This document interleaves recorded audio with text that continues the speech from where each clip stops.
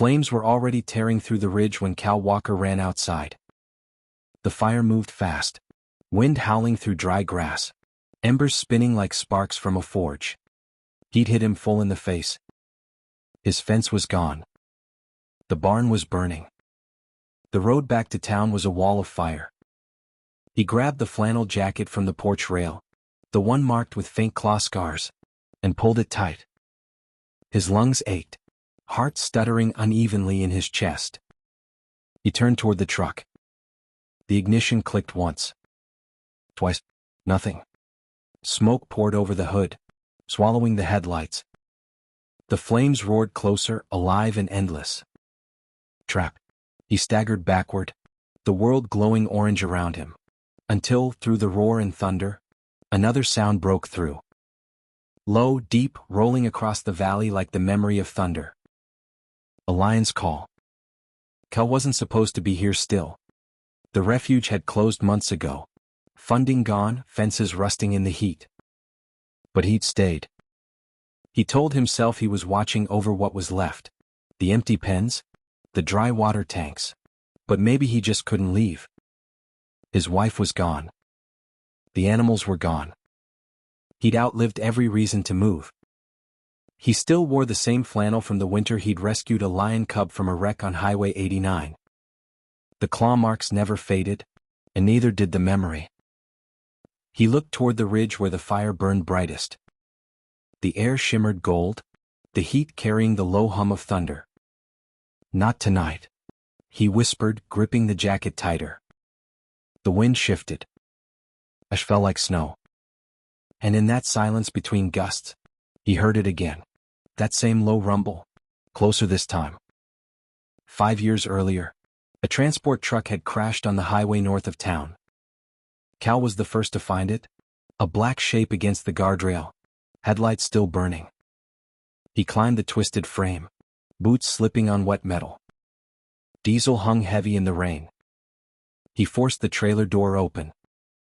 The flashlight cut through the dark.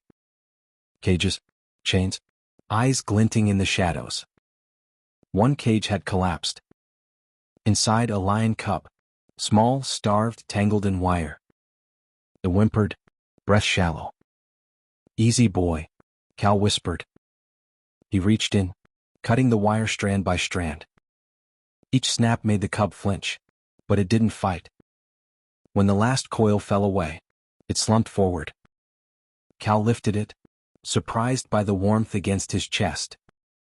He wrapped it in his flannel jacket. The drive back was slow, rain hammering the windshield. Every few miles, Cal reached over to see if it still breathed.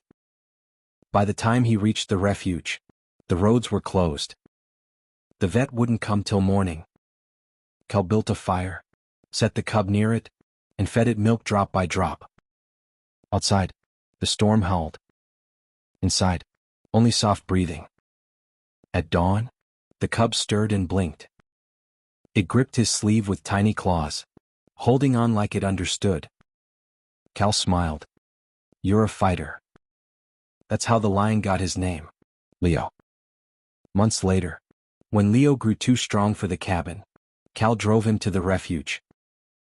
He watched from the fence as the young lion hesitated, then disappeared into the tall grass. Cal stayed long after the sound of paws had faded, proud and quietly broken. Now the ridge burned like a furnace. Cal coughed, stumbling across the yard. Sparks rained down, hissing on his sleeves. He reached the porch steps and froze. Through the smoke, a shape moved, broad shoulders, heavy mane, eyes glinting gold. "Leo?" he rasped. The lion stood in the glow, chest rising slowly, mane streaked with ash, a scar across his shoulder. He didn't growl. He stepped forward, tail low, a soft chuff rolling from his throat, the same sound the cub once made by the fire. Cal's breath caught. "It's you." Flames roared behind him. A tree split, sparks scattering like rain. Leo turned toward the old service road, the only path not burning. He looked back, gave a sharp growl, urging, "You want me to follow?" The lion moved first, vanishing into smoke. Cal followed, clutching his flannel like a lifeline. Heat pressed down like a weight. Every breath scraped his lungs. When he faltered, Leo circled back, brushed his leg, pressed his head into Cal's shoulder, guiding him on. "All right, boy," Cal gasped. "I'm coming." They moved together through the inferno, man and lion, weaving between burning trees and falling limbs. Each crack split the night like gunfire. The roar of fire drowned everything, yet beneath it, Cal heard the low rumble beside him, steady and alive. His vision blurred. His chest burned. Every time he slowed, Leo was there, solid, unyielding, eyes fixed ahead. At last, they reached the dry creek, a pocket of untouched ground. Cal collapsed by the bank, coughing hard.